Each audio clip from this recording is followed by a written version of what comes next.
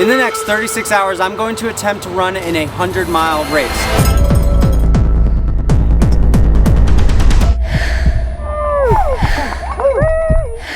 I'm really injured. You good? It's okay. It's okay. Just relax first. Every master is a student, even in his prime. I just master how I'm moving, do it with my mind. Bro, you gonna put me right there? It's a heavy one, huh? Man, wow. Yeah, I feel like I gotta let it digest. Man, bro, that's incredible for starters. Like that. You know what, bro? It almost makes me want to not do this pod. Because of how, like, that's extremely motivating. It makes me want to go do something that right now to just better myself, like, immediately. Yeah. You feel what I'm saying? Like, it makes me want to go do something more important, which is ironic because, like, we're gonna get something important out of this. You feel what I'm saying? Yeah. I think the problem is, like, this is fun, right? Like, having conversations with good people and people that like, when you have a growth mindset, you want to be surrounded by people that challenge you and that push you and that make you feel like you want to go and do stuff. So doing these things that we enjoy, like, I enjoy talking to you, I enjoy talking to people that push me, and sometimes it feels like it's the wrong thing to be doing because it feels so good. Yeah, because it's cool. But ultimately, like, there's work in this. Like, there's that's why you see a lot of, I mean, even just setting up all of the cameras like we did and taking it to another level to where the quality is good and making sure that everything sounds good, like, that's work. And I think a lot of people don't do things because it takes the work. They don't realize what it takes, the effort that goes into it. So everybody has these ideas of, like, they have grandiose ideas on things they want to accomplish, things they want to do, and then the second work is involved, they don't get it done. And dude, that's why so many passions and dreams die right there on the fucking table because, oh shit, there's work. Yeah. Everything takes work. It doesn't matter how much you love something. It takes work.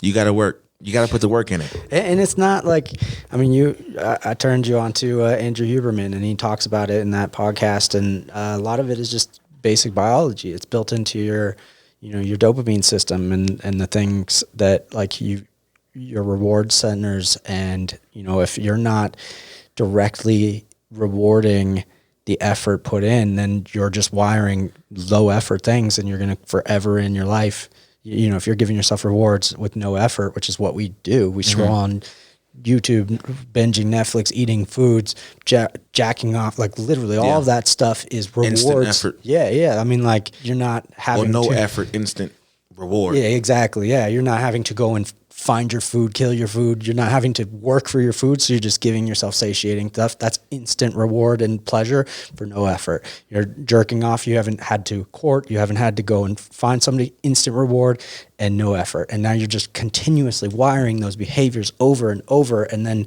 when it comes time to actually work, I don't know. It doesn't seem like worth it if you, and that's the problem. It's like we keep doing that in society. So when you put it like that, bro, it makes me feel good about how good this feels right now. It makes me feel okay about it. Yeah. I feel okay. Like, this is a long time coming. We've been meaning to have this conversation for a while, and I feel like it's perfect timing. You feel me? Yeah, we've had a lot of, like, things that have prevented this from happening, but it had to happen that way, I feel like. Yeah. I mean, even just, I think we scheduled this before I went to that race, and we did. Yeah, and I think it would have been a different conversation. Just the growth and everything that's happened to you since then, everything in the middle until now. Yeah, bro, that's it's crazy. And you just watched how much. Right, and that's why. So the irony in this right now, bro, is blowing my mind. I'm dropping an EP November 25th, Arduous Hell, right? Mm-hmm. The concept behind that album is it's basically presenting the idea that we have it's the arduous task. It's the things that are most difficult in life that fulfill us the most, that make us, that empower us and make us happier. You are literally climbing a fucking mountain. Well, that's why when you gave it to me and I'm listening to just the skit, I was like, God damn. Bro. Like, I get it, bro. I'm getting goosebumps because of that shit. Watching that video, and that's why it was, man, emotion stirred. Yeah. Heavy.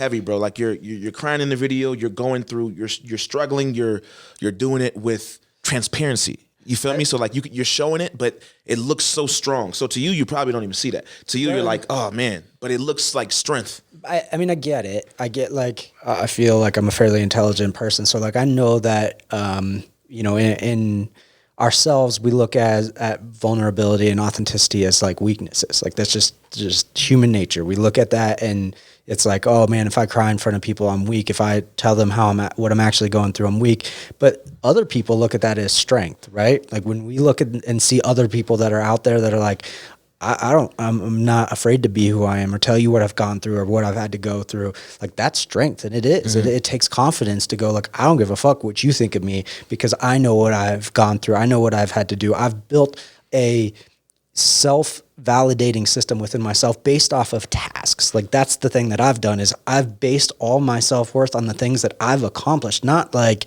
actually just looking in the mirror and telling myself I'm cool or whatever. Like it's not based off of narcissism. And I think there's a level, everybody has to have a level of narcissism and believe in themselves. But like I actually do things that challenge me and I know they challenge me and I don't give a shit if other people think they're challenging or not. Yeah. I know that I am presented with a challenge and doesn't matter if the camera's on me or not. Like the stuff that isn't in this video also are things like the stuff I do in private and on my own are always challenging myself to get better. And so then that's building this confidence that like, I don't care how I present and show up to you because I know who I know what I've done and built. And then I also think that comes across in my, you know, in the video because like, I think it's okay. I think I'm going to show you that I cried. And this is by far the most vulnerable I've ever been in a video. And I'm not going to lie, it was like definitely nerve wracking putting this out there, especially like Wednesday was a weird day in the sense of like, I didn't put out like a TV show where it was a fictional story or something. Like I just put out something that was literally an event, a huge, large event of my life and put it on display for now the world to watch and judge. And then you have this like, it's such a weird sense that we have like likes, comments, views, engagement is the determining factor on whether or not it's good. Yeah. And even though like, you know, as much of a strong mindset as I've built to not care about validation from others, it still is one of those things that I look at and I'm like, I have to constantly have the conversation of like, it doesn't matter. It doesn't matter what, how it's doing or how it's performing or anything like that. Like I put my heart and soul and effort and I showed up, did everything I could and beyond that. And then I am putting it on display. So. And you left it on the table for everyone to see, bro. That it's incredible. I just want to say, you said in the video it was what 25 degrees. It's probably 25 degrees in here right now too. So you know, so you're still trucking through, bro. You're still going through. You're still muscling through, dude. I have this thing on, but I still got a PICC line in my arm. Like I'm right now as we speak, just ready to go. Yeah. Well, so they put this PICC line in here. I still every day have daily IV antibiotics. I'm still dealing with this thing. Still have major pain. Like this thing literally is basically a semi-permanent IV that goes in my arm and all the way to my heart. So I can't lift more than 5 pounds in this because I have a tube hanging out of my arm. Yeah. Yeah, I mean, like I'm still dealing with it. I still have the infection in my back. We're not even 6 weeks after they've started treating it, and yeah, I mean, I'm here. I'm pushing. I went to PT. If I'm gonna set a crazy goal like running 100 miles in February again, like I got to. Yeah. And the crazy part about it is, I think the most interesting about this whole thing is the advice that I've gotten from a lot of people. And, I understand that a lot of it is like rooted out of compassion or love, or like they care for my well-being. But like so many people have told me to take it easy or to be careful and this and that. And all of that advice I personally feel is like bad advice for me because a lot of it is coming from people who will never even do a fraction of the things Push that themselves. I'm attempting to do, or and so it's been interesting because like I do have to balance that of like understanding that it comes from a place of love and compassion, while not taking it at all, because like if I do, like I know that if I'm going to set a goal that is beyond what most people are capable of doing, I can't expect that the other people are going to understand that. Yeah. And it also means that I'm going to have to sacrifice and do things that other people aren't willing to do. So then you have to become understanding that they don't understand that you don't need to hear take it easy. When you're trying to do it. You know, bro, it almost feels you feel natural. As I'm watching this video, I feel naturally like, you know, when you said I'm gonna do it 3 months later, it's like, oh, I want to say, oh, bro, like, you know, take it easy. Naturally you feel that, but you know what comes right after is I don't want to say that because now I'm like, fuck, I'm inspired by this. So like, if he takes it easy, then I don't watch this and get inspired. Yeah, You feel what I'm saying? yeah. Like you need to see people doing things that one you can't do, or one you haven't thought about doing, and then like it builds something in you to go do something on your level of pushing yourself past a point. What you think being you comfortable. Can do. Yeah, exactly. Yeah. Well, and that's what some people have said, you know, like, well, maybe you should set a smaller goal or something like that you think that, you know, you could do. And I'm like, then if I know I can do it, how am I finding my limit? Yeah. How am I pushing myself at all? Am I even going to try as hard? If I'm going to accomplish to go do, I'm clearly not going to put the same effort into trying to do 100 miles than if I were to try to do 50 miles. Like it just doesn't, that's not how we work. We like, you'll show up, do the 50 miles, and you'll put in the work to do the 50 miles. You'll not put in the work to do the 100 miles. Mm-hmm. So I'm going to set a goal that scares me. It's something that I truly don't know if I can do. Yeah. I don't know if many people can do it. That's the thing that's crazy about it. And that's actually what excites me. Yeah. You know, it's not like, if I know I can do it, why would I be excited? I have no idea. And it's a dichotomy. It swings. Like, it scares me. So it truly scares me. I know I could potentially fail at that, but I'm not scared of failure in the sense of, like, if I don't set something that I can fail at, if you're hitting everything, if you're never failing, you are not setting your goals high enough. You're not pushing yourself. Like that right there is the measurement of whether or not you're doing what you are capable of doing. Because like, if you're accomplishing everything, bro, you are not trying. You need to set some goals that scare you, that you will, that there's a chance that you'll fail at. That's why I'm setting these crazy goals. And it's, you know, I went to PT this morning and I told her, I'm like, man, it's really demotivating when I'm here because I realize like how much work I have to do. And that just means that this goal is worthy of going after, because it's going to be really hard. It's going to take a ton of work and sacrifice to actually do it. And I don't even care about crossing the 100 miles. I just care about pushing myself. I care about doing, like, I was never into running. I still don't really care about running.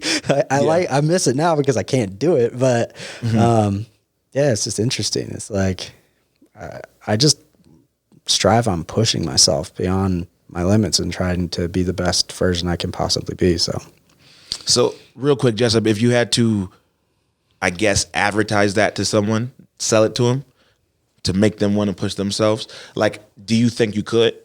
Do you think you could, sell the idea of? I think it's sometimes if I feel like it takes a certain person, right? Like, you need to want to do that, because it feels good to not fail. A lot of people will set these goals that they can accomplish because they're afraid to feel the feeling of failure, and so selling. I mean, I don't know how to sell that. I don't know how to tell you that, like, you got to learn how to be uncomfortable, because I mean, we've all heard that, you know, like, growth happens outside the comfort zone, all these like crazy quotes, but the cute ways to put it. Yeah. But it's the thing is like, it's not desirable. It's not fun. But the thing is that's truly what will allow you to grow. Like, Andrew Huberman talks about, it's called lymphatic friction.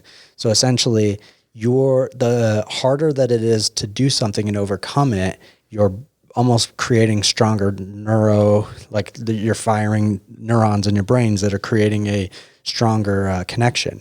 And so like oftentimes I'll tell people how important it is to meditate, and they're like, oh, I can't meditate, my mind races and this. Like, you realize that every single time you're sitting down to do it, the harder it is to do it, the stronger of a connection you're built. The more neurons are firing, that is even better. That means it's even more important for you to do it. So you might think that you're not able to do it, but that's what the work is. That's the training. Every single time you redirect your mind and you go into the focus, like, you're actually working. That's like a rep. So I think people just get scared of the... Talk to him, bro. Talk to him. I'm eating it up. I love it. Yeah, I mean, that's what it is. It's like, you have to do the work, and the harder it is, the more neurons are firing, the stronger connections you're making. And that's just what, that's it. Like, I'm not going to sell you this fantasy of like, it's going to be amazing, because it's not.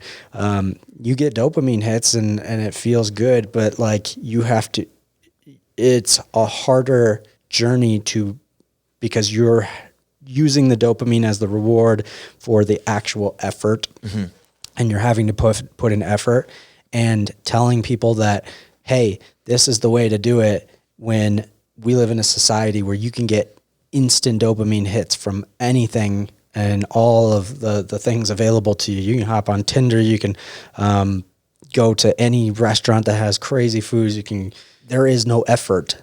So I don't know how to sell it. If you want to be the best version of yourself, go fucking work. That's it. Bro, Like, you know what? You're helping me sell it right now. I just asked you that question because I can't be more clear about this, bro. Like, the concept of what you're doing right now is 100% where my mind was at in the lab working on this next project. Yeah. It was the idea of, why do something that's 100 times more difficult with no reward right now, or without the guarantee of a reward. Yeah, for sure. You know, why do it in that moment? Like, why do it? And for me, the reason could be different. The why could be different than yours, but it's the possibility in knowing that greater self, like up at the top of that hill, you know? So like, that greater self is enough to keep pulling me, because I aspire for that. You know what I'm saying? Yeah. So, but you just said, a lot of times it keeps going, yeah. It keeps moving. And knowing that it's going to keep moving, do you keep going? So my thing is like, you're so far up there at this point now. Well, for one, turning back don't make sense. Yeah. And you say I still want to keep going. Yeah. Like, I still want to keep going. And so that's Jusup. This is creepy. It's creepy, bro. It's goosebumps how dead on this was. That's the cold. How spot on it. That's the weather, bro. No, I was just kidding. Is that it? You know what? Bro, I'm rubbing my hands under the table right now. You know what I'm saying? But bro, it's inspiring, man. You know, I got a clip to use you to promote the album, bro. Like, at this point, you're saying it better than I could say it without me having to even say it to you. You feel what I'm saying? So like, you already know, coming from your perspective, you already know this hill. You're on it.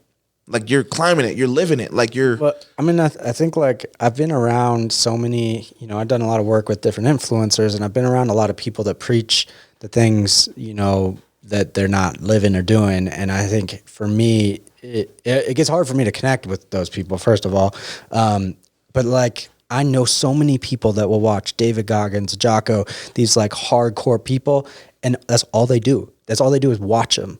I'm living that. I am doing my absolute best to, and it's funny, like, before I know these people, like, that's just the way that my mind functions and works, is pushing. Like, this thing that I'm dealing with that happened, this isn't the first time I've gone through this.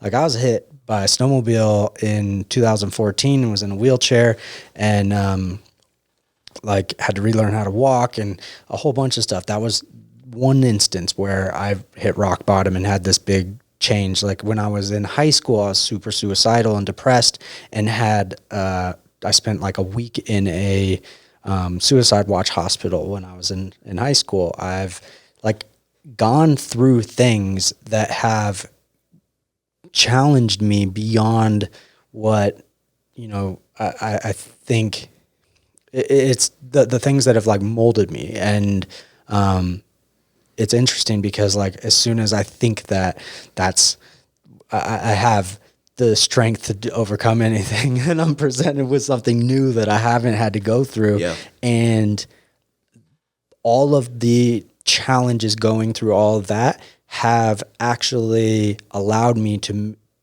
move through these things easier. You know, like going through doing things like running a crazy race. And, you know, I've done like the calendar club over COVID where I was doing a mile equivalent to the day of the month. And on day one, I did 30 miles off the couch, and that destroyed me. And so then the rest of the month I was like just trying to recover while actually finishing it. And I finished it. And so I've done a lot of really hard things, and yet I'm presented with new things that teach me new challenges, and you learn new things about yourself. And yeah, I don't know. And that's worth it for you. Like Yeah. that's enough to keep you going. I mean, I think neurochemically, you know, it's easily explained as to why I keep doing it and why I keep going. You know, philosophically, I don't know. I mean, sometimes it's hard. Like I ask like, why the hell am I doing this? Like, is there something wrong with me for doing these things? But I also know that it does, you know, like we can go back to the depression and talking about suicidal stuff. Like I fully understand, like I've worked through all of that stuff. Like I know, I think we are in a very interesting time in the world where like depression and anxiety is an all-time high, and people are taking all kinds of exogenous substances to, whether it's being prescribed medications or we're numbing it out through, you know, recreational drugs, drinking alcohol, like, which is recreational drug. You know, like, Thank you for pointing that out, Jusup. well, in America, we have this issue with thinking that alcohol's not bad. Yeah. But yeah, I mean, I think the thing is we do all of these things that contribute to depression and anxiety, and then we don't, like, all of the challenges and the things that I've built have helped me move through that and handling that. And even like going through what I'm dealing with right now, like I've felt depression, and I felt the you know, mad depression out of this, going just from a biological standpoint or physiological standpoint of tons and tons of endorphins running to literally nothing and not being able to do anything, that just chemically that's going to cause depression. Yeah. And so, but I have built all of the things that I have done and the challenges and like learning about my brain and learning about all of that stuff. I have developed the tools to actually to manage that, to work through it, to understand what's going on. And I think so many people are not willing to do the work, and not saying that, like, you know, people who are taking SSRIs don't need them. I think there's probably not a single person that would argue the fact that if an individual would get their diet in order, they would get their sleep in order, they would reduce depressant chemicals like alcohol, narcotics, similar things like that, there is no doubt in my mind that the amount of people needing medication for depression would go down significantly. There are still people out there that are going to have chemical imbalances that are going to need it. But I promise you, even those people will have a better response to those chemical, those like SSRIs and other antidepressants, if they would take care of the other things. And we don't, because we, you know, like sleep in the bedrooms with our phones, and we're on our phones late at night. We don't get adequate sleep. We don't eat healthy. We eat, I mean, if it wasn't McDonald's, all these fast food chains wouldn't be as profitable if it wasn't a problem in America.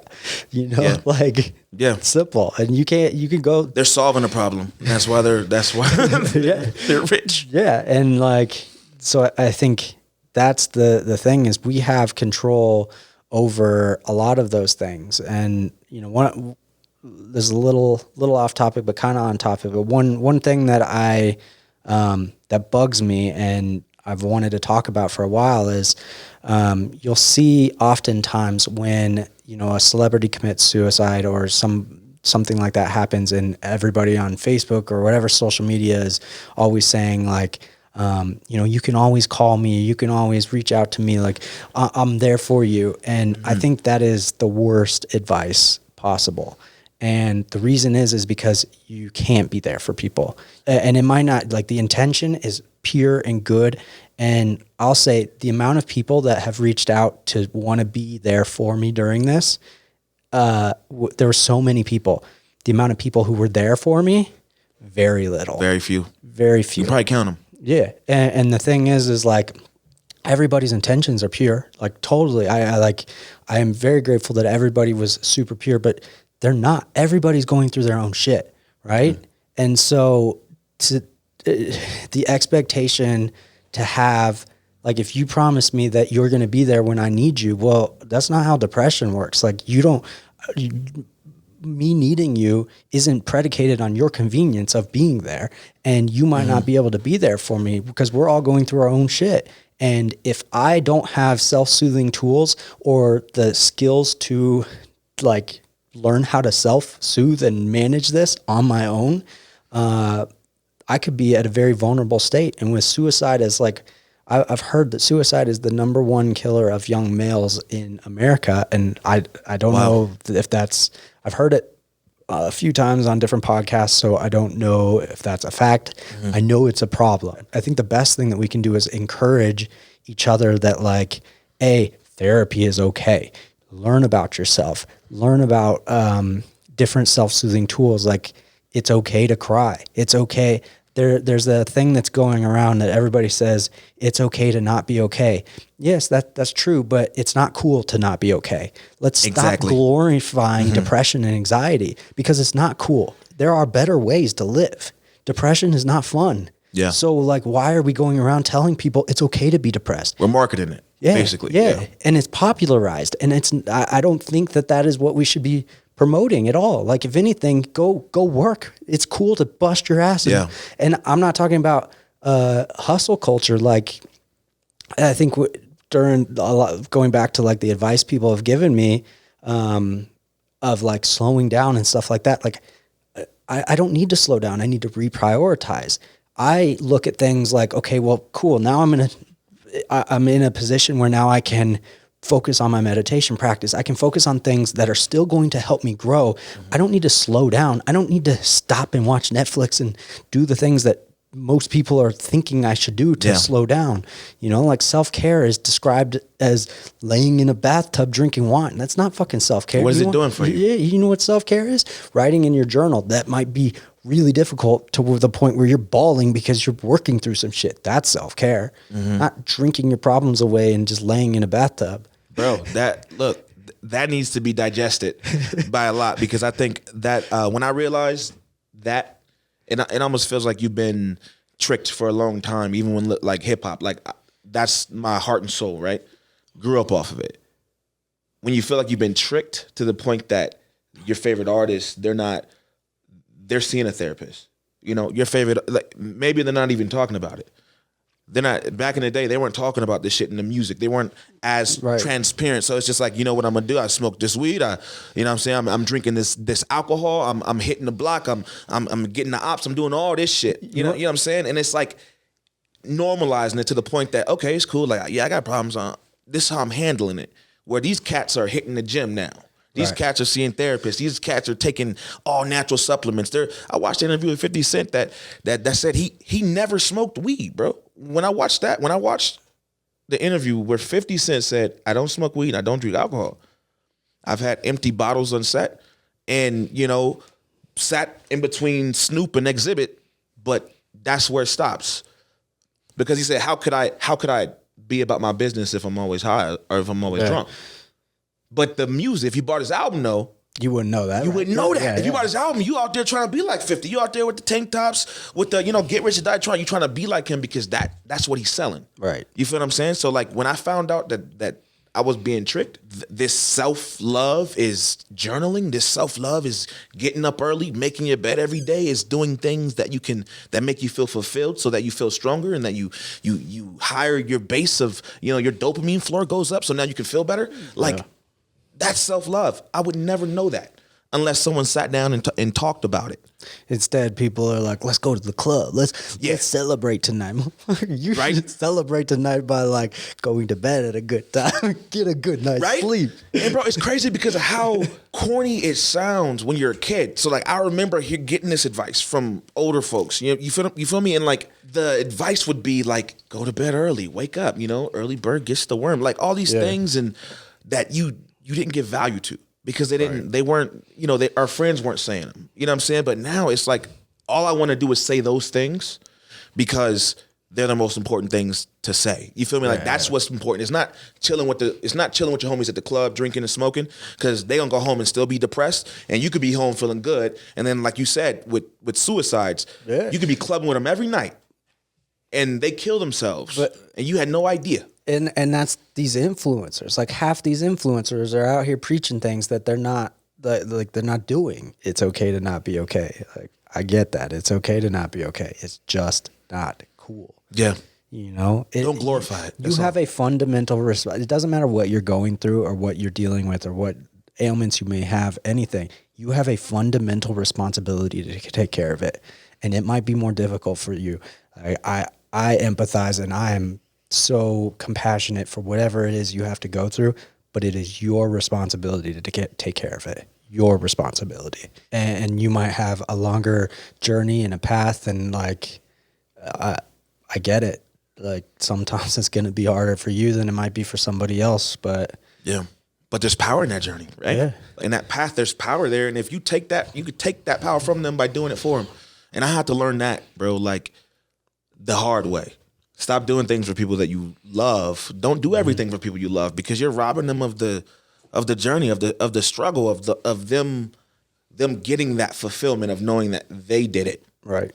There's nothing wrong with help, but when you feel that like you're helping yourself the most, there's not many better feelings than that for me. You know what I'm saying? Yeah. Yeah, and I mean like the more friction, the more, like we just said, the harder it is that you overcome it, the more you're building these neurons and they're wiring things that like you'll be able to carry over into the next phase of your life if you just push, right? And it sounds easy. It sounds easy as hell, man. It does, but that's the well, you know what, that your 100-mile race does not sound easy. That does not sound easy, bro. But like the idea of doing something not just for views, not just for likes, like you said earlier, like. I know the content that you make is content that you make from like the pits of your passion that you just want to put out there. Like I feel that when I watch it, and I know that you don't do antics. You feel me? So like even like one of the posts you made about it was this isn't even clickbait. Like there was the thumbnail clip on there of you, and it's like this isn't even clickbait. This is just what happened.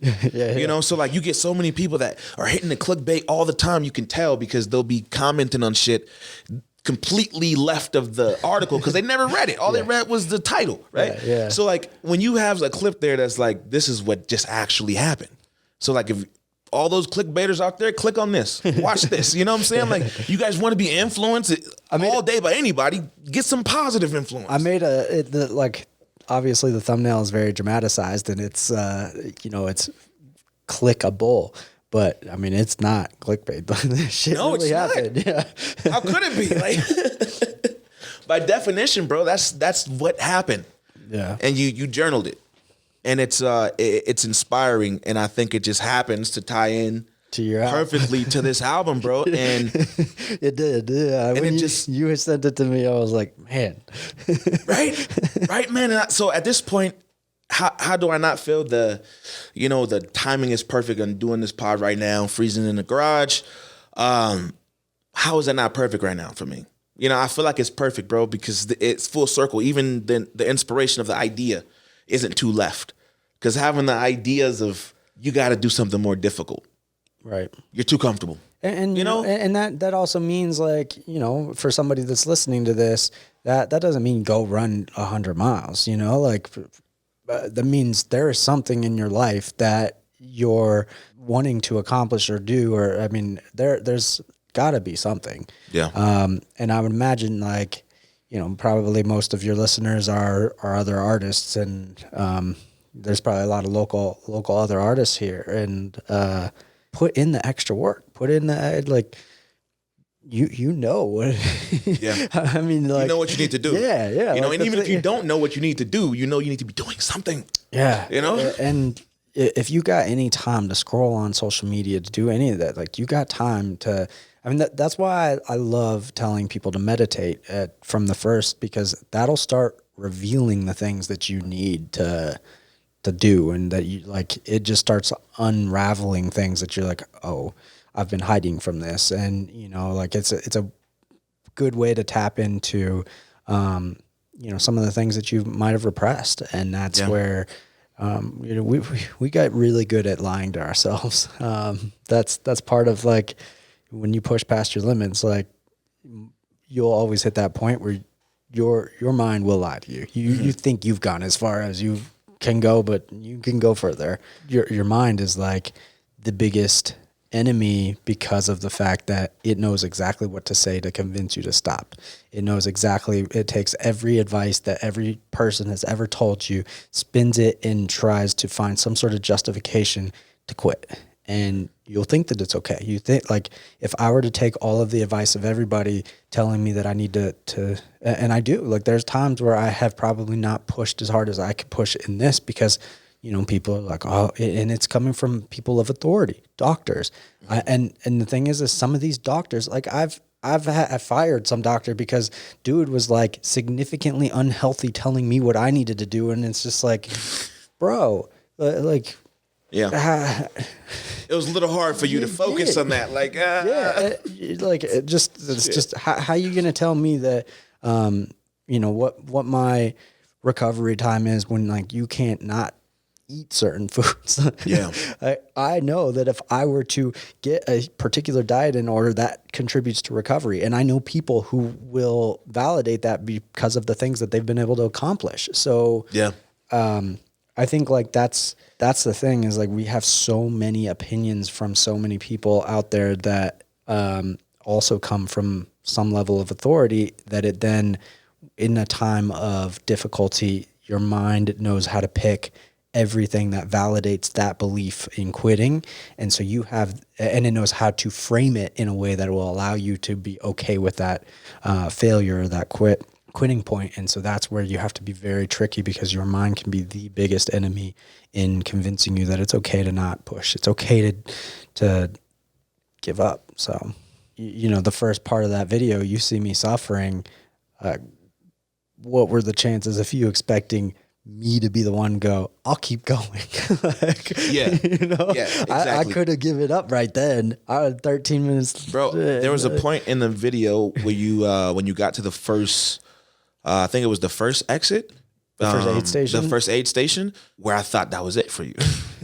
I thought that was it for you. I mean, just looking at the footage and how much pain you're in, and just mentally, like, even if you're mentally like, I'm going to keep going, like, his body's about to give out any minute now. And that's what it felt like. It felt like, wow, okay, this is it. This is the one. And then you go for another one, and it's like, oh, you know what I'm saying? And it's like, oh, they finally cut me. Yeah.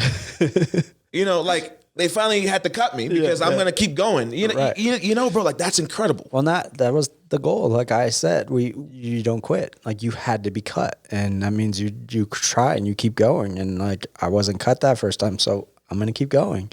And, you know, and, like, you never know. Sometimes you get this burst of energy. I obviously didn't know I was dealing with what I was dealing with. So that, like, makes so much more sense as to why, like, my body was shutting down. I was trying so hard, but my body was not responding. And so, yeah, I mean, like, that's the thing, is, like, I made a conscious decision that I was not going to quit no matter what. And I think that's the hardest part, is, like, when you're in the most excruciating pain, and, you know, like, think about when you get sick. Most of the time people just lay down and sleep, or, like, rest, and you just take, like, imagine having to be sick and in pain and also giving or continuing to push, doing something that is the hardest thing you've ever done. So like you have to keep moving in the worst conditions possible. Like that's where you really find out who you are. Yeah. That's where you get to know yourself. And it almost feels like to me, bro. Now, this is where it's subjective, I believe. I feel you need to have that. Like, I feel like that is absolutely, like, positively something that you need to have and go through, because how could you ever know yourself as well? Right. You know, unless you're going through something to where you have to question everything about you, like, morally, like, who am I? Like, you know, like, am I, like, how strong am I? Am I weak? You know, like, no, I'm doing this. The questions cycling through your head. It's that I think that gave me power.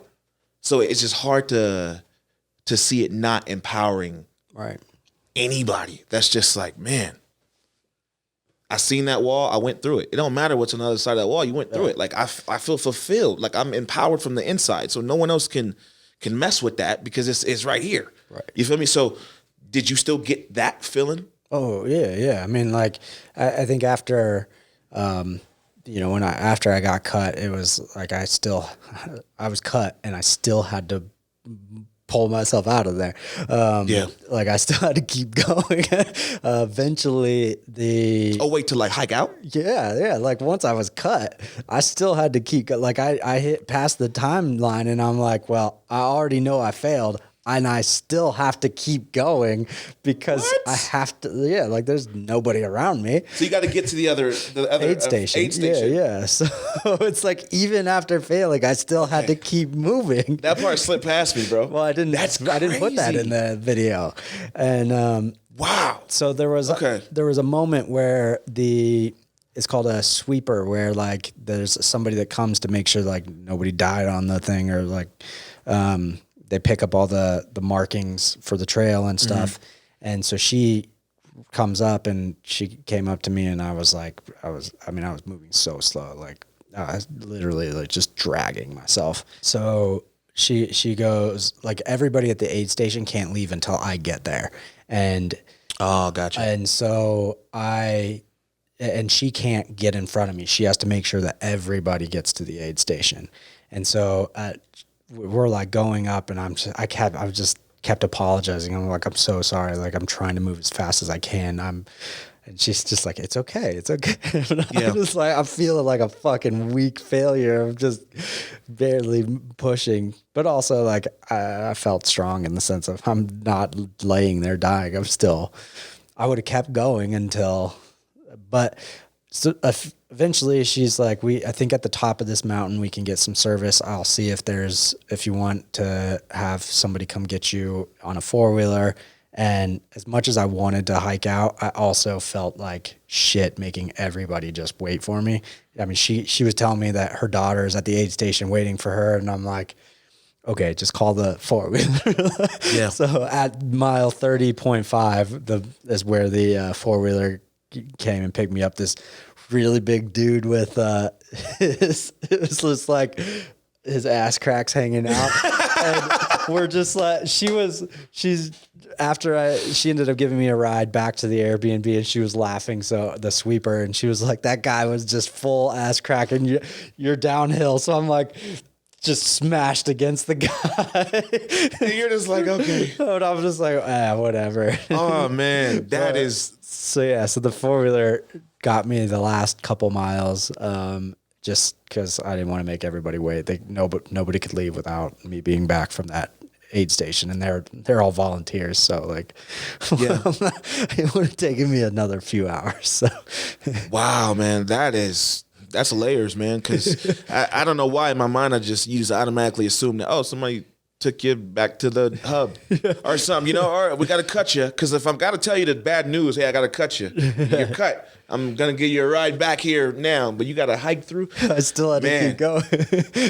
That would be a mental challenge. I had enough time in that to like come to peace with that I failed, and that like, there was other things that I learned out of that. So, like my love language is acts of service. So for anybody that's listening, I assume you know that there's different love languages and that we receive and we give love differently. And that's in any relationship, friendship, relationship, business ship, anything. Like, it's very important to understand what your love language is or what your partner's love language is and how you give and receive it. Because then, you know, a lot of times in conflicts and relationships, like what'll happen is, you know, if your love language is acts of service and I get you a gift and then I'm mad that you're like not feeling loved because I got you something that you're not able to receive, or that you don't, it's like if we spoke different languages and I told you to do something, then you spoke a different language than me, and then I got mad that you didn't understand me. Yeah, like now you're arguing about it. Yeah, but the thing, so that's the thing is it's very important to understand, because it's just a form of communication. If you can understand how somebody else receives love, then it's important that you give them love in the way that they receive it, and then vice versa. And so my love language is acts of service.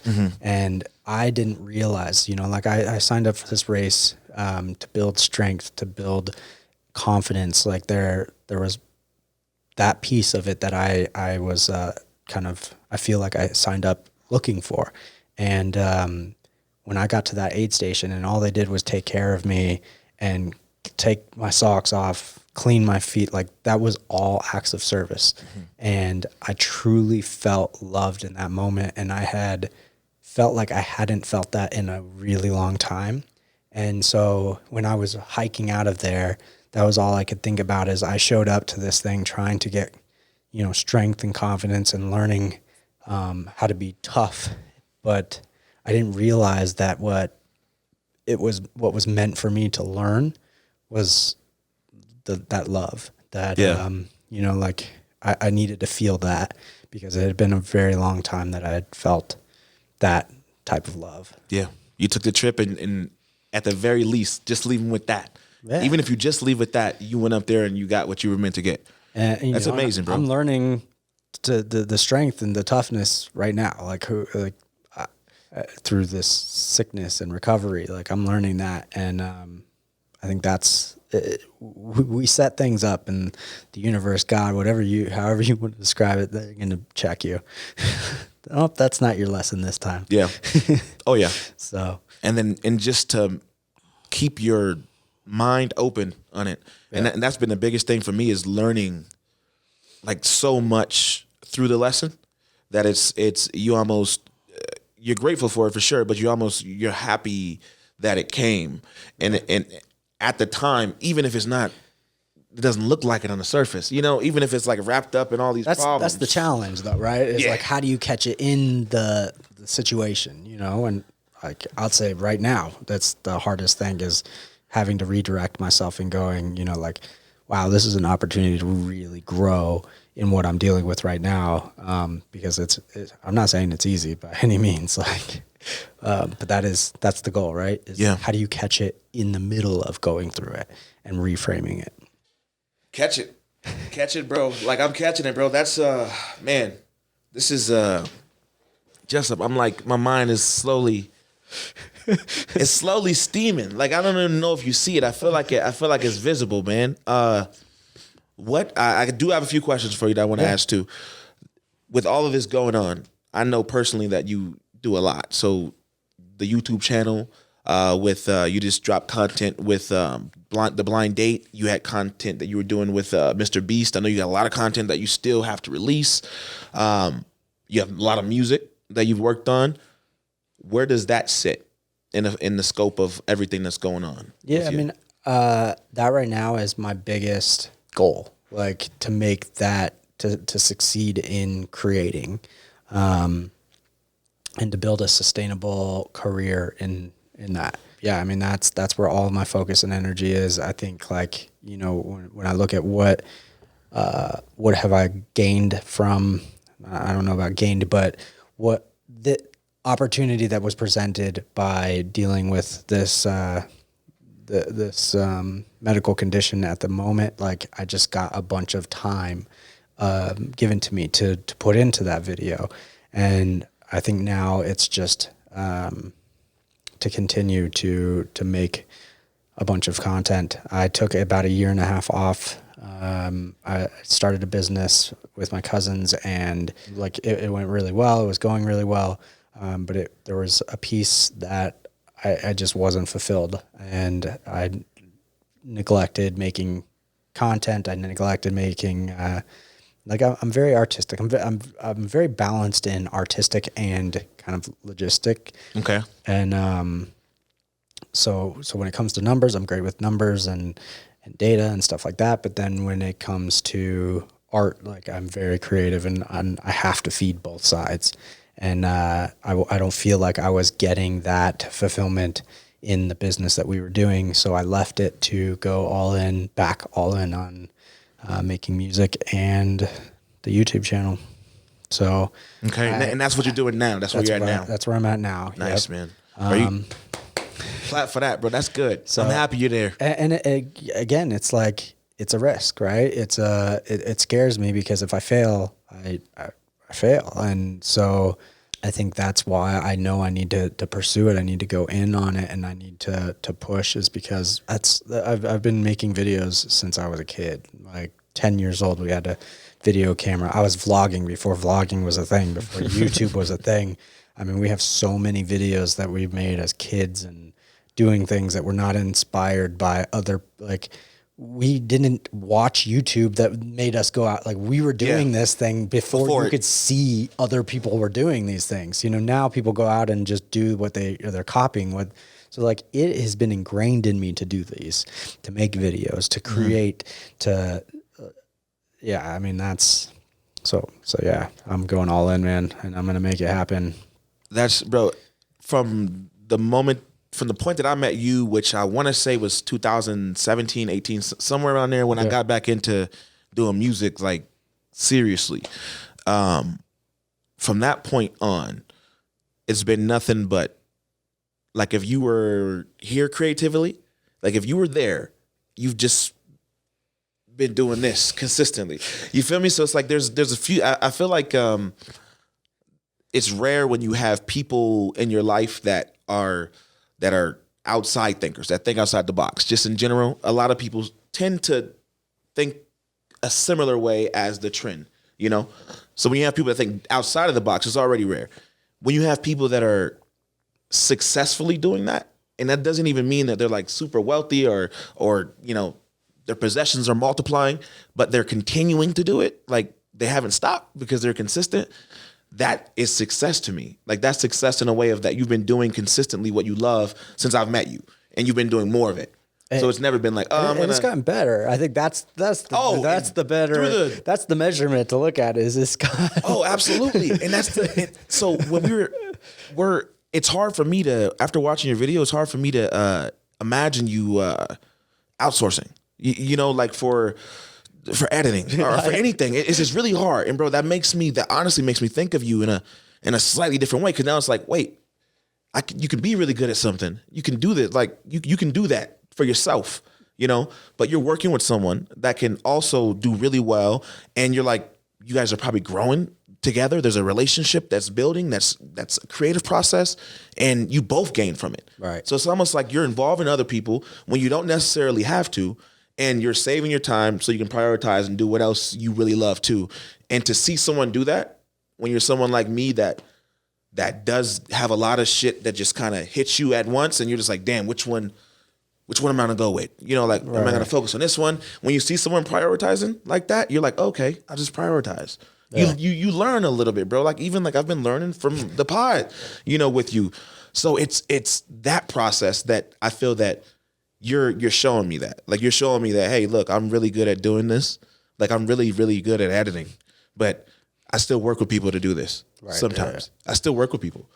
Like, that's powerful to me, bro. Well, I mean, that's been a huge struggle of mine, is like finding somebody that can edit like I can, that can to do like, honestly, like I've heard Mr. Beast talk about it. He hired somebody to solely just follow him for several years to duplicate himself. And like, that would be the ideal, is hire some people that really would just, I don't even need you to create anything for several years. Just spend that time to learn, because I need to find somebody that I can duplicate, because you can only do so much, right? Yeah. And we do know that, rest, meditation, all these things that might not be necessarily the actual craft of creating, still are just as important to that creative process. It's a strategy to make sure that you're getting good sleep, to eat healthy, to exercise. So, but that all takes time. And so if you neglect those things, then the creative process and the other things you're not going to be able to push through the mundane work that has to be done when you're trying to make a career in whatever it is you're doing. You're not going to be able to, when you have an emotional thing that hits in life, like I've had every excuse in the world to do nothing and just watch TV and Netflix this last 2 months, right? I made 2 of the best videos I've ever made in these last 2 months. The date video and the running video. I put hundreds of hours. You told me, yeah. And that's the thing is like, but I had every excuse to stop. Having all of those other things that I've been focusing on has allowed me to still continue to pursue and push through the times where it is difficult and where it is hard. And so I think making sure that you are taking care of and living a whole life, is a strategy. But that being said, you can't focus on those things, and you can scale bigger if you learn to work with other people, if you can bring in people. And the thing is, it's like, it takes time to find those people. Sometimes it's not even about looking for talent. It's about looking for people who are willing to learn and grow. So it's, for me, like, the editor for the podcast and who will be editing this, shout out to Alice. Shout out Alice. Yeah.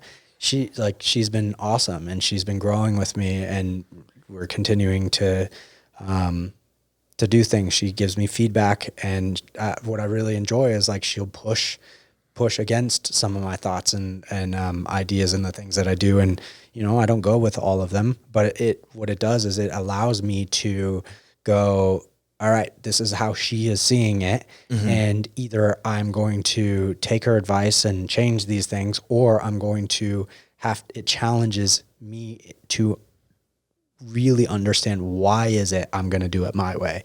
Yeah. And then that way, if I can explain to her why I'm choosing to do it this way, then I have a firm understanding of why I'm choosing to do it. Not just like, oh yeah, I'm doing it because I'm an asshole or because it's my idea. Yeah, exactly. Yeah. So I encourage having people around me that are going to push a little bit, so that I can really either create a firm belief and just a true understanding of why it is I'm choosing to do what I'm doing. And that goes with anything in life. Yeah. Like politics, belief systems, religious systems. Like, have people challenge you, because and don't be afraid to like have those conversations with people. I mean, I think that's one of the biggest sicknesses in our society and world right now is we're too afraid to have conversations with people who believe differently than us. Yeah. Yeah. Because I've heard the excuses several times, like, I don't want to argue. I'm not going to waste my time arguing. And it's how do you grow? How do you learn? Like, if I only choose to talk to people that 100% are with my line of thinking, and I found that out because I had to vet them to make sure, like, how do you ever grow? Right. Even with like your loved ones, because the people you love the most, like, I found in my experience that you can have differences with them a lot more just because you're closer. Right. So just because you have this closer connection with, family, friends, partners, like it makes you have to kind of step your game up a little bit more with them, so that you make sure that that's healthy. Right. Like, those relationships are the most important thing. Let's keep them healthy. Keep yourself happy, keep your energy flowing. And my therapist, like, one of the things that we had talked about is like a lot of people, and including myself, have called it or looked at it as like conflict. And I think that's part of the problem, is it needs to be reframed, because it's not necessarily conflict. It's communication. And when we present it as conflict, then we're automatically expecting it to be combative.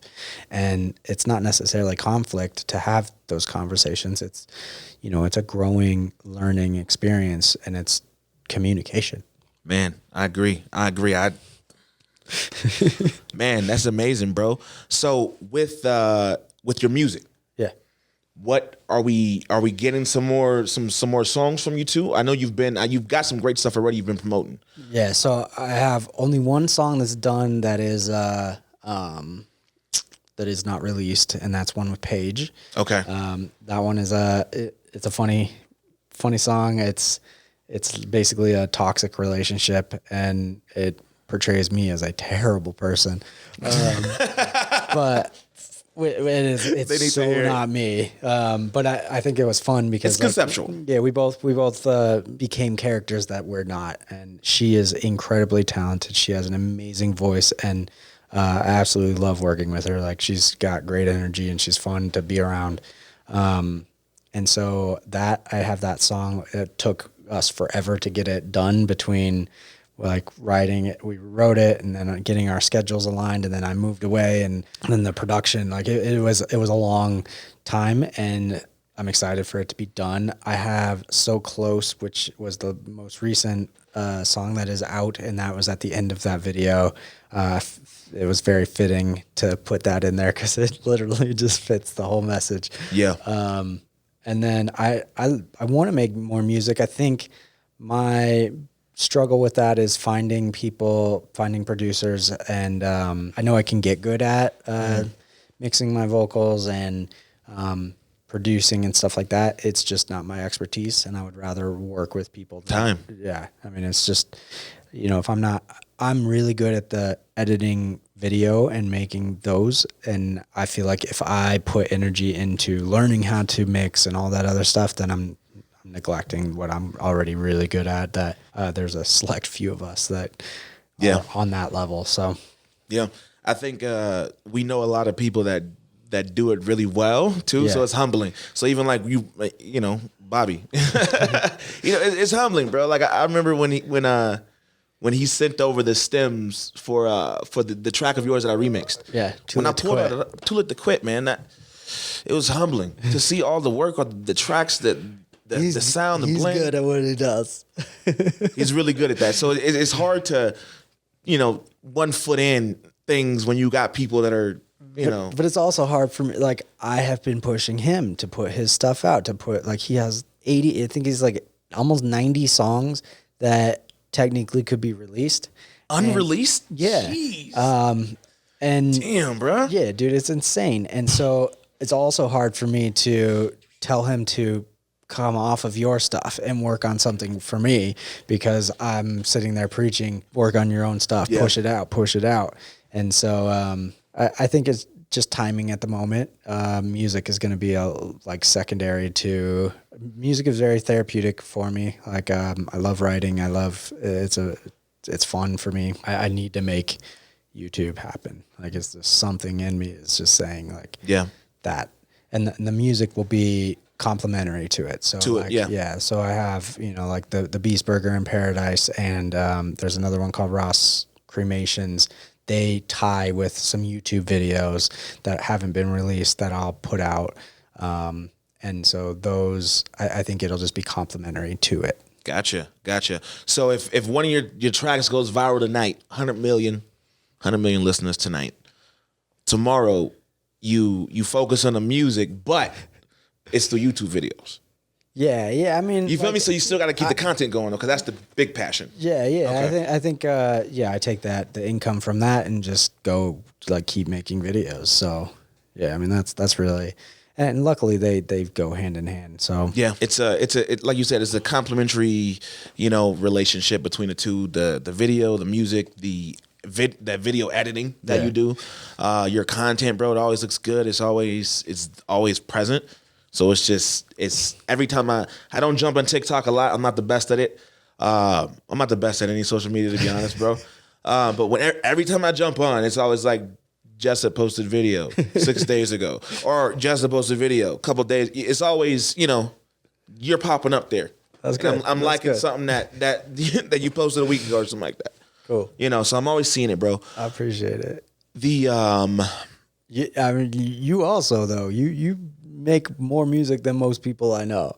Like, you crank through stuff, dude. Like, that's the biggest thing. Like, I value so much about you is that you make so much music, and it's quality music. Thank you, brother. When you write lyrics, you're talking about stuff. There's substance to it. There's, intelligence to it. There's not, I remember when you released the song with Paige, which the same page. Yeah. But like the same page. Yeah. We're on the same page, bro. Literally. The concept was so brilliant because it was taking something that is very controversial and then you dissected it from multiple angles and perspectives. And that takes a level of thinking that I don't, it's not bitches hoes in the club stuff. Like you had to sit back and take perspectives from people that aren't your life, that you're not living in, and you had to write from their perspectives and the song that I'm talking about is dealing with school shootings, which is a very controversial topic, a very emotional topic. And the way that you wrote that from different perspectives was really incredible. And that was like one of the first times that I was like, oh man, like this is real brilliance in here. Bro, thank you, man. Yeah, of course. Thank you. I appreciate that. Yeah. And you told me that too. Yeah. I remember having that conversation with you, bro. I appreciate that. You've always showed the love, support from the beginning, and just honesty, bro. Like in a way of just you honestly being you, like being yourself. And it's a weird thing, bro, but I think a lot of people they're not themselves, honestly, right. Especially when they're around other people. They're just, they just kind of take bits and pieces from what they like and they just present it to you, And with you, that's never the case. You're just you from the beginning, and it's like do my best, man. bro. Like period. Like you're just you. And I remember meeting. I don't know if I met you or Nintendo first. I think it was me, and then I introduced you. And then you to introduced me to Nintendo. Okay, so like even that was a connection, bro. Like I got back into like doing music because I could. Nintendo was like, hey, look, I got a studio. I'm just getting back into mixing, like full time. You can come over after work every day. Like that started that process, So like I feel like, and I tell Deb this all the time. Like we have to be around these people. We have to be around people that literally make you think about them when they're not here. Just like, and you're bringing them up for like whatever reason. Like, did you see that? Oh, did you see Justin's new video? Or did you see when you dropped the blind date video? It's like, oh, Deb, did you see Justin's new video? Like stuff like that. She's like, oh no, like which one? And now there's a conversation. It's like, oh, the blind date video. She's like, oh, I didn't see anything. I didn't see that. I didn't see anything for that. And then now she's looking for the video. Yeah. So shit like that. Like, and that just starts from, we're going to be really busy next week. We're talking about being busy, and you think about a person just because you're talking about being busy or talking about doing something, following your passion. And now you're thinking about a person. It's shit like that, bro. And I feel like that's cool that I'm associated with those things, right? Yeah, exactly. Not like, oh, we're gonna drink. You're thinking about that, dude. Man, and it could be the whole setup. I mean, look, the setup today is sponsored by Jusup 11. So like, subscribe my man's channel. You got to third most watched YouTube channel. Third most watched. My guy Jusup, bro. This guy's amazing, and this has been an amazing conversation. Jusup, I got a few more things I want to ask you real quick. Yeah. One, I don't know if, in case the people don't know, you're a father too. You're a single father, so you have your child Creasy with you, and you're doing everything else we just talked about as well. So, how? Yeah, man. I'm not a huge fan of excuses, and I think it's funny because like the last school year, he spent it with his mom, and that was the first year. Like I've had full custody of him pretty much his whole life, and so I've literally raised him as not just a single parent, but like the sole single parent. Yeah, and there was a couple years that I had a girlfriend that was, I don't want to take away how much help she was, because during the time when I was hit by a snowmobile, like she was incredible and was, I have an immense amount of gratitude towards her for everything that she did for me, for Creasy. And I don't want to take that away from her, but, most of the time it was just me and him. And this last year was his first year with his mom, where they were kind of learning, like I wanted to give her the opportunity to be a mom, and then that gave me some freedom to do even more. But one of the things that I learned is like when he he's with me, I'm even more on point because I have to be a leader. Like I have to be strong for the people around me. And I think like that also is why a lot of times that I do put a lot of this stuff out there is because like it means I don't want to be the person that's preaching and not doing it. And even with my son, like when he's with me, we are on point with everything. So it makes me even work harder because I have to show him, like I'm never telling him to do something that I'm not doing myself. And that I think is one of the things that has allowed me to do as much as I have been, because if I'm telling him to pursue his dreams, to push harder, to do his schoolwork, to do all these things, and I'm not doing it, like what? So when you say why or how, like that's how. I'd rather show him what to do than tell him what to do. And I think even now that's permeated into a lot of the thoughts that he has. Like his mom's house is a lot different than my house. We have to kind of change a lot of the habits that he's formed over the last year. But, you know, like when he's with me, man, we run together, he eats healthy with me. And we're going to, I mean, that's one of the main, that's how is, I have to, there's no other option. He keeps you going. And in turn, you're giving him tools that you know, even if he doesn't realize now in the long run, for sure, they're gonna be like, thanks, pops, like goodness, you looked out for me type shit. Like that's amazing. So is he doing, because I know he has like, takes photos too, right? Does he do some camera stuff or some drone stuff or something? He did it a little bit when he's younger. His biggest passion is gaming. Like so yeah, we're trying to get him set up on streaming, and he's just is a big gamer, and so that's what he wants to. I'm trying to get him to have the discipline of making the videos and streaming and putting it out there. So that's which is work. He's at. Yeah, it is, and we actually had that conversation the other day. He's only 12, and we had the conversation of like he was straight up saying that, you know, that he'll have these ideas to make a city or a building in Minecraft, and then he goes, and then I get going and I realize how much work it is, and then I just like don't do it. And so that was a perfect opportunity to explain what's going on. And you know, that goes back to what we talked about at the beginning of this podcast of like how many people have these goals and dreams, and then they realize, oh, there's work involved, there's mundane things, there's things that are not fun to actually get there and get those things accomplished. And so having that conversation with a 12-year-old, I'm hoping that like, you know, he can take these lessons and learn them younger, because there's a lot that like, I think, you know, like you said, that you were tricked from these hip hop artists. And I think a lot of these belief systems that we were taught younger, it's like, oh man, now I'm doing so much work to rewire all this crap that I wish I would have known when I was 12 and could have started then. Imagine if I started meditating at like 10. Right. You know, 9, 10, the moment I realized, oh man, I could just sit and just conquer my mind. Like, imagine the amount of power and just like, and then I think about like monks that have been sitting, you know, at a temple for 40 years, you know, just doing it, and the peace that they've developed and the power that I personally believe that they have, and that I know they have, right? Right. If we had that head start, man, imagine.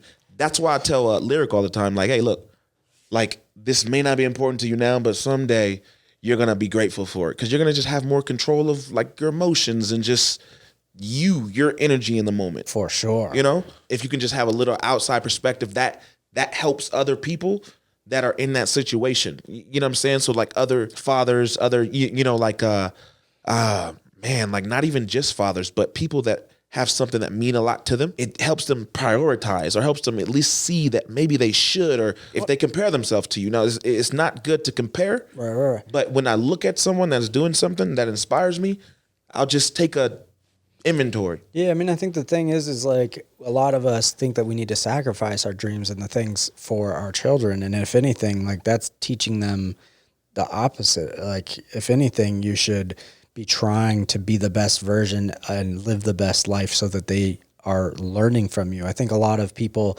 have this false idea, and you know, everything that I'm saying is my own experience and my own perspective, and like, you know, and that's why you're here. Just so you know, that's why you are here, and that's why I want you here, bro. So you know, like your experience might be different, but this is just in my experience.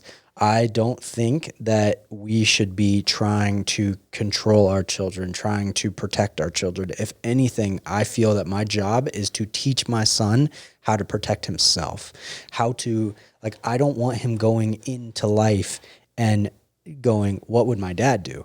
I want him going into life and feeling the confidence in making a decision for himself based off his own morals and his own values. And, you know, maybe I influence that and maybe I inspire that, but I don't want him to be making decisions based off of what is it that I would do.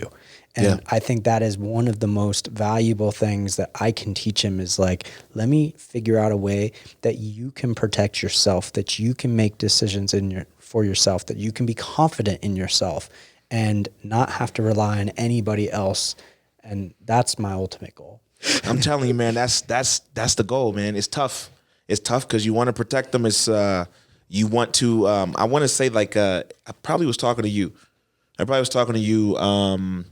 I know it wasn't the last time we spoke, but we had a conversation about if you could change from birth. If you're a parent and God or the universe gives you a list of things that your kid's going to go through, and they say, hey, you're about to be a parent. This is the list of things your kid's going to go through, the hardships. In the end, this is how they're going to turn out. This is how they're going to be, but there's some tough stuff in this list. Right. You know, here goes the black marker. You can go through that list and just take off whatever you feel that you don't want your kid to experience. Their life could change in the end. We don't have the end result for that. Right. But it could change based upon the hardships you've minused out of their life.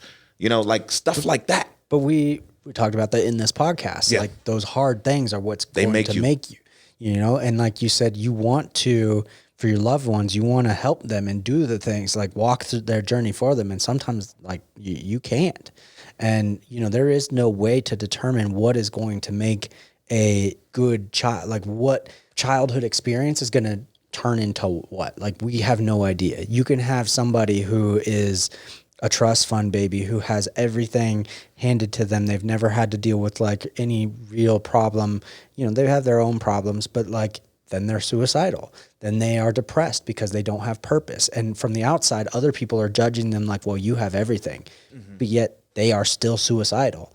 And I think that's, and then you can have somebody who's grown up in the ghetto and has nothing and their parents are gangbangers, and then they grow into this intelligent person and overcome so much adversity that they've become like this really great human being.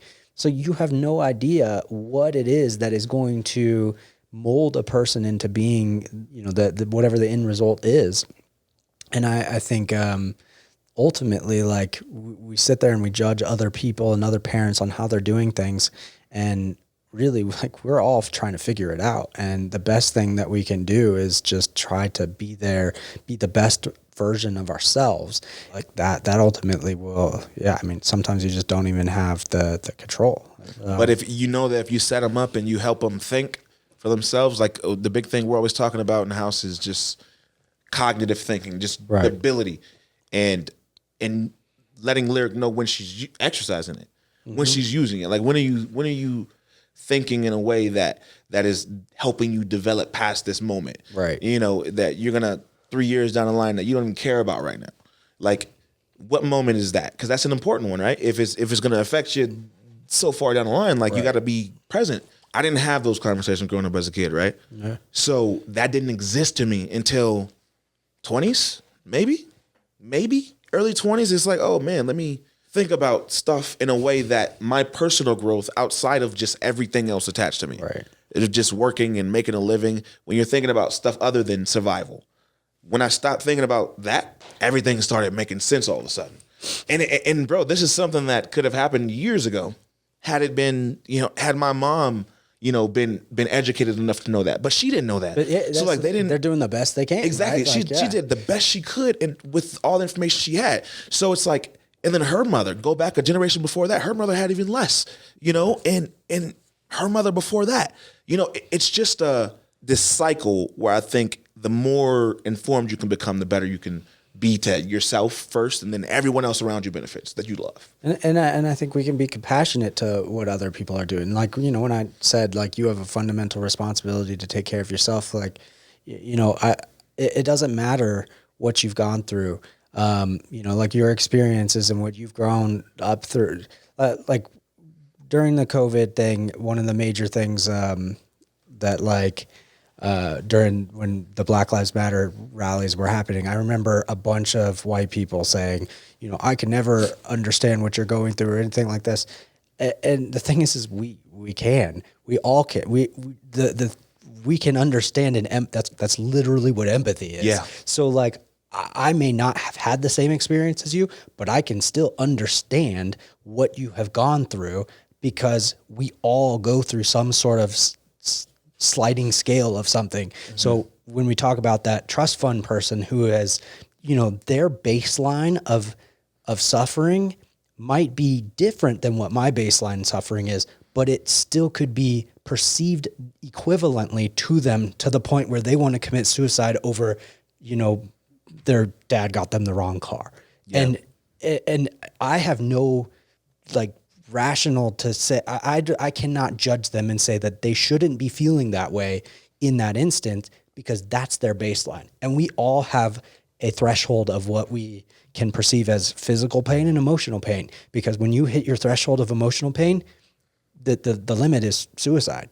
That's it. It's cut off, right? Mm-hmm. Like that's as far as it goes.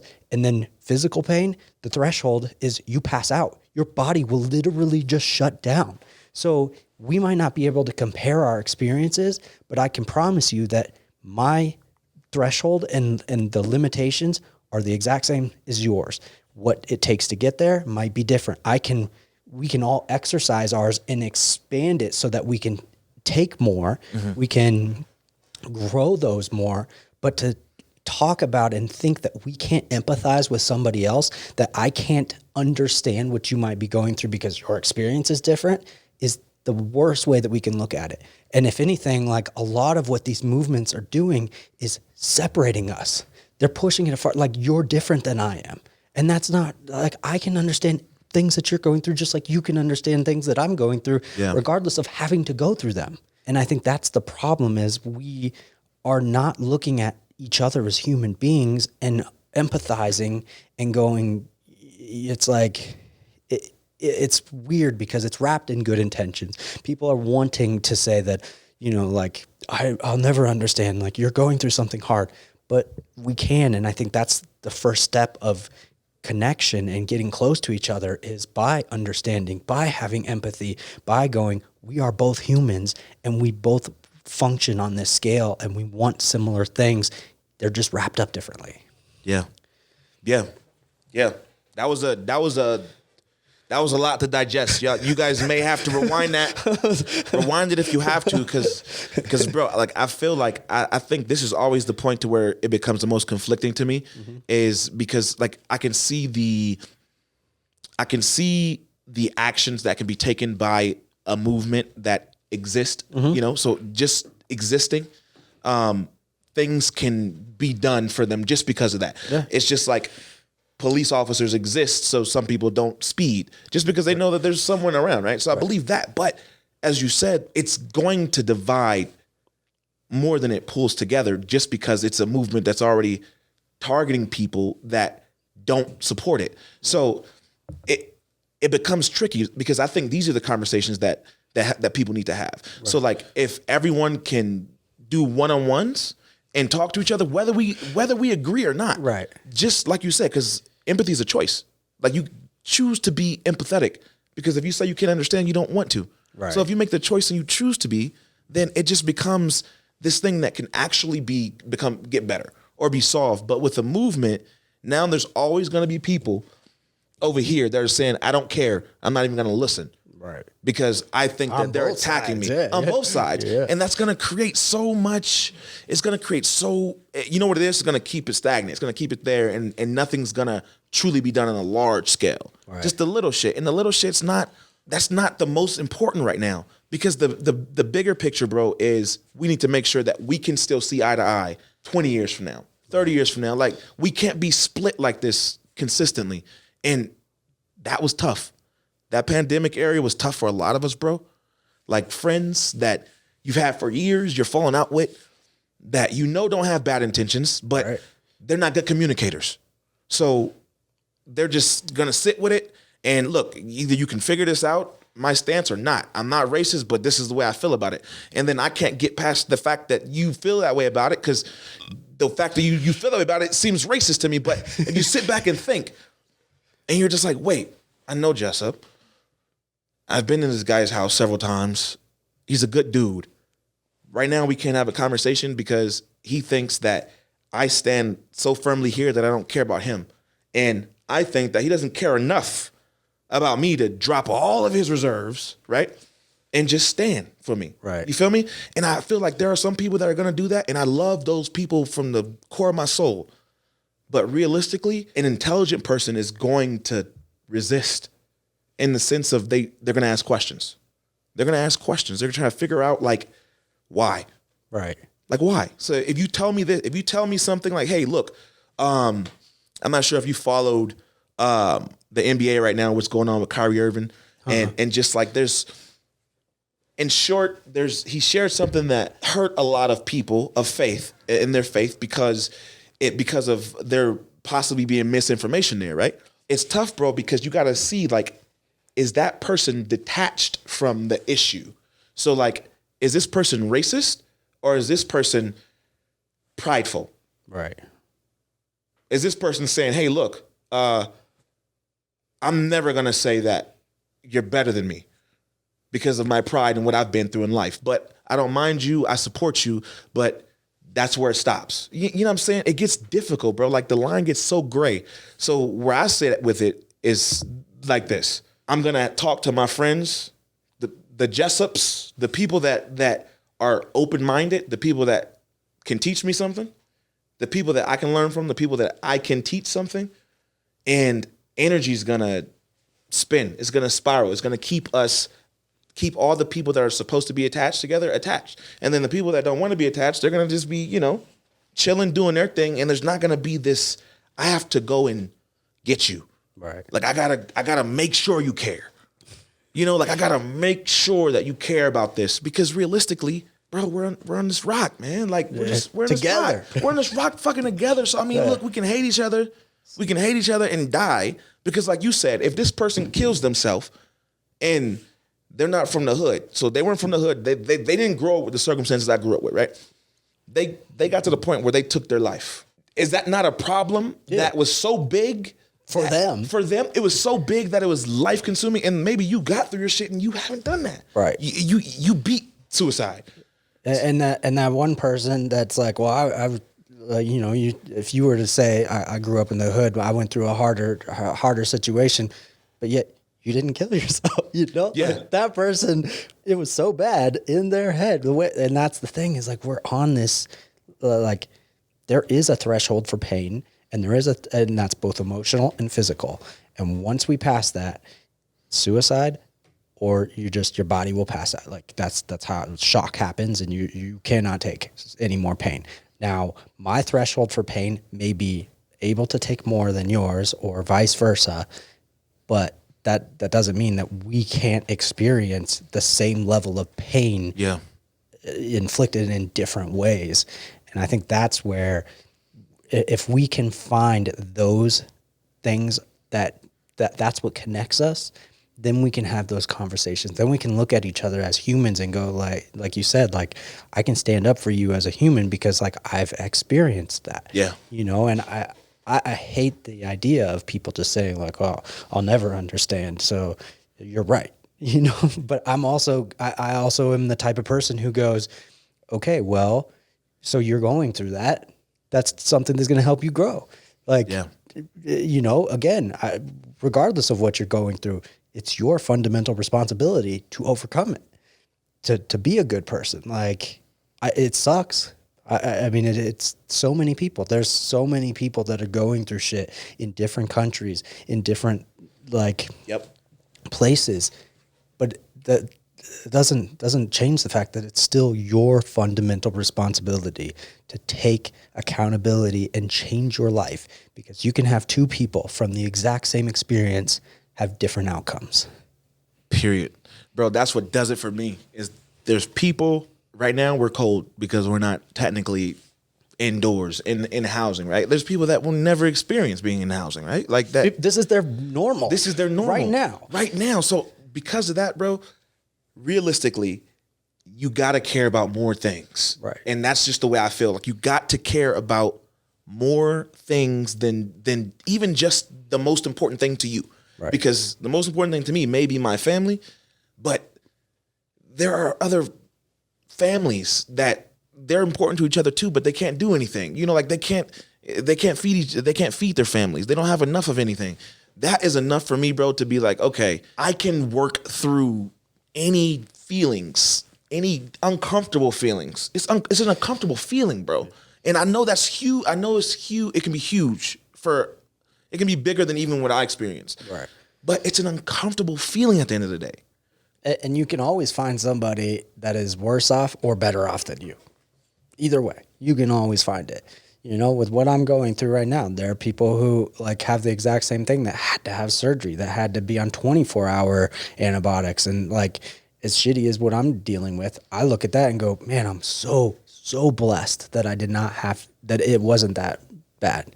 Like, yeah. And I think that's the biggest thing is, you know, we have to, the truth doesn't necessarily matter. Whether what you went through or what you're going through, sometimes that does not matter if it doesn't serve you. If you sit and dwell on whatever life has dealt you and you are not taking action to change it or to fix it, then like it's not serving you.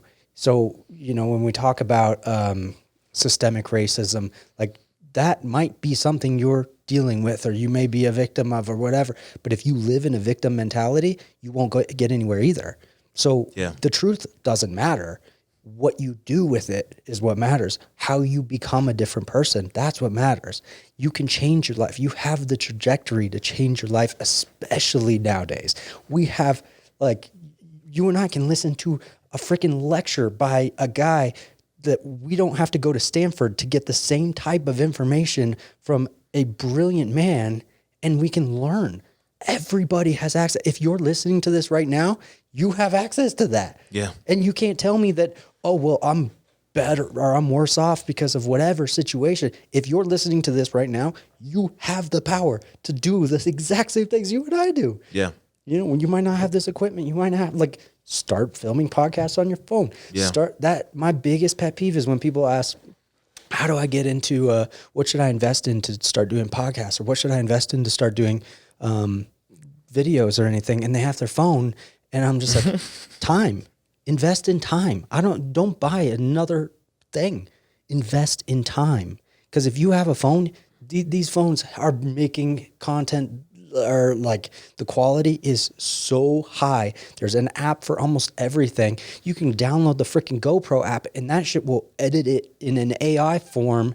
If you're a musician and you like, I'm not an artistic person, I can't create an album cover. Mm-hmm. There's AI now that you can just type in a description and it'll spit out an image do it for you.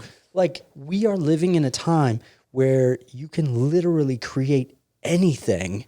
The circumstances you're going through are becoming less and less of an excuse. The only battle you have is in your mind. Man, bro, you just said a lot. I've been talking a lot. You said so much that I just wanted to comment on just now. And I'm like, wait, let me choose. No, you're good, bro, because this is good. I'm gonna watch this back and just be like, damn, shoot you a text at a certain point, like, oh yeah, bro, I wanted to say this, but didn't say that. I like to hope that some people just need to know that, and they need to be reminded, because I feel like I've gotten several reminders throughout my life, and I've ignored a lot of them. And then at some point, I started letting them work, and it's like, okay, yeah, let me do what I need to do. Let me get this done. And it involved like putting yourself around people that are doing things, you know, like making new friends, making friends that do the things that you do. But it can be done.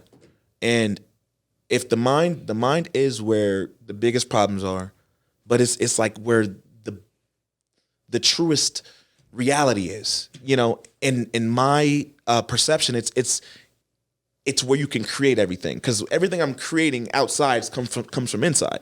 So I'm able to almost, like, I feel like I'm projecting. I'm able to project what's inside out, and that can help me to create whatever I need to create. So like if it's like when I get up in the morning and go to the bathroom, you know what I'm saying? Like you just gotta go. You don't even think about it. You know, so it's stuff like that I need to do that I don't want to think about anymore.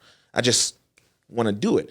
And I feel like that only happened because at some point I had to say, these people keep talking about stuff like this.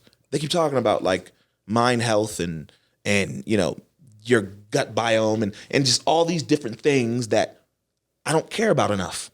All right. What if I just search it up, Google it, and just see real quick? Oh shit, wait. You know, I found out that I'm probably deathly allergic to red dye 40. You know, and didn't even think to even care about that. It's just I'm drinking juice with it in there as I'm sick, and I'm just hoping that maybe it's something else.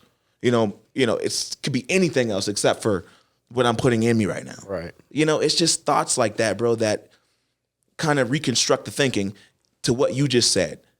Your mind can get you over anything. If you're stuck in a rut right now, it's because you can't get past something mentally.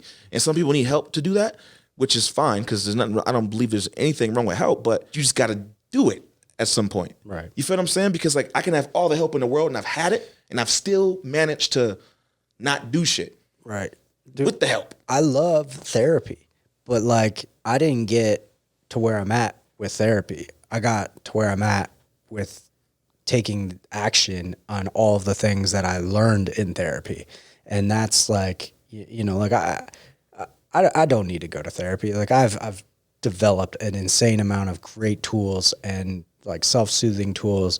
I hadn't gotten to therapy for like 4 or 5 years, 4 years or something. I don't know. Because like I had developed some really good tools. I scheduled it as soon as this happened. I called her and I was like, hey, I just want to get ahead of it just in case. And like, it's been more reaffirming that like it's just been nice. It's been nice to talk to her. But I think the biggest thing is like that alone, like we have this stigma that, you know, therapy is bad or you need like, nah, therapy, if you find the right therapist, like they'll help you learn tools that you just have to learn, like, or that you have to implement, that you have to do. And I think it's not about going and talking about your feelings. It's going and being open and vulnerable with somebody who you're hoping, if you find the right person, isn't judging you. And what they're doing is they're seeing it from a different perspective and going, okay, here are some tools that you can do to potentially work through whatever you're working through. And, you know, predominantly in men, we have this idea that like therapy is for the weak. And I saw something very recently on one of the social medias where it's like, imagine having somebody to have to pay somebody to talk about your feelings. It's like, but you're not like, you pay to go to school to learn things. So if there are things that can help you master your mind and you need somebody that is objectively looking from a different perspective and helping you find the tools to master the mind, like that is strength, that is power. I mean, going back to the most powerful thing we can do for our friends is encourage that therapy is cool. Self-soothing tools are cool. Like when I find a friend that gets into religion I don't care like if it's Muslim, if it's Christianity, like when they truly get into it and they start praying and doing these things, like, like I have a friend who's Muslim who is praying like 7 times a day. He stopped smoking weed. He's like getting very devoted to his religion. And it's like, I encourage that. I might not be Muslim, but like I am encouraging every one of those healthy behaviors because like, why would I be like, oh, well, I'm not going to check his religion constantly because it's helping him and giving him guidance to implement very healthy behaviors. Mm-hmm. And I think those are the things that we can do for each other is like continuing to like not tease friends because they want to quit drinking or because they want to just have a better healthy lifestyle or going to therapy. Like those are the ways that we keep our friends alive. Yeah. Those are the ways that we keep people from committing suicide. Yeah. I hear you, man. I agree 100%, bro. I kind of want to have you play a little bit of a song, man. I got my boy Jusup with me today. We brought him on That's a Trip podcast because he is an incredible human being and he's making moves, man. He's inspiring, he's encouraging, and he's talking about things that can really help you get to where you want to get personally, not even that has nothing to do with him, just encouraging you like he's encouraged me. So check it. Jusup does a lot of stuff. One of them is he's a musician and he makes great music. So we want to play one of his songs so you guys can check it out, okay? So I want you to tune in. I'm gonna give it to Jusup. Jusup. And also November 25th, get his album. Oh, do that. He said it. I didn't say it. He said it. November 25th. This one is called So Close. I feel like this one is it describes very much what I'm going through and how I'm feeling with creating content in my YouTube channel. So this almost is like a theme song for my channel and just pursuing content. So Beautiful. Here it goes. If I could only get it right, make what the algorithm likes. I've given it 1,000 tries, still fight the doubt inside my mind. Yeah, there's nothing I wouldn't do, 'cause I've got something to prove. Don't care if you think I'll lose. Yeah, I'm never gonna give up. You judge, I don't give a fuck. Work hard, you'll say it's just luck. Yeah. I don't need the stars to grant my wishes, only need my spark to cross these bridges. This dream holds all of my hope. I'm never gonna let go. You're just in time for the show, 'cause it feels so close. I have come this far, no second guessing, I won't fall apart. Don't need your blessing, this dream holds all of my hope. I'm never gonna let go. You're just in time for the show, 'cause it feels so close. I bet all that I had got me this far. Little late to turn back, lay down my cards. Wanna be somebody all on my own, and I need somebody putting me on. There's nothing I wouldn't do, 'cause I've got something to prove. Don't care if you think I'll lose. Yeah. I'm never gonna give up. You judge, I don't give a fuck. Work hard, you'll say it's just luck. I don't need the stars to grant. We need an ATRYP remix. Bruh, shoot me. Tell Bobby to shoot me a billion stems. Yeah, so this one was produced by Lowborn, Wes and Zane, my guys. Lowborn, Wes, and Zane, shout them out. This shit sounds fucking phenomenal, man. Yeah, so it was those guys. I'll get the stems from them. Yeah, shoot me something, bro. We've done this before. Yeah. Shoot me something, and I definitely would throw something on there and get it out. I got to start doing the open verses on TikTok, where you have the open verses. So maybe I'll like get an open verse version, and we can send that over to you. Bro, tag me in and shoot me, send it over to me, and I'll do something on it. 100%, bro. Yeah, man. This is what we're fucking here for, man. I done dropped 2 F-bombs in the last minute because I said F it. Look, man, I'm happy to be here with Jusup. Jusup, thank you for coming through, bro. Grateful. And I can't wait. I'm so grateful for you having me over here. This conversation, I know it's been a minute for us to get it lined up, but it's worth it. And man, everything you're doing, keep doing, keep pushing. You inspired just like you are saying that I'm inspiring you. And I think like your work ethic shows for sure. So thank you, brother. I appreciate you, bro. I've been digging, I've been through it, I've been in the mines. Started off very foolish, had to give it time. Every master is a student, even in his prime. I just master how I'm moving, do it with my mind. I've been digging, I've been through it, but I'm somehow fine. Started off very foolish, wish I knew the signs. Every master is a student, even in his prime. I just master how I'm moving with no finish line.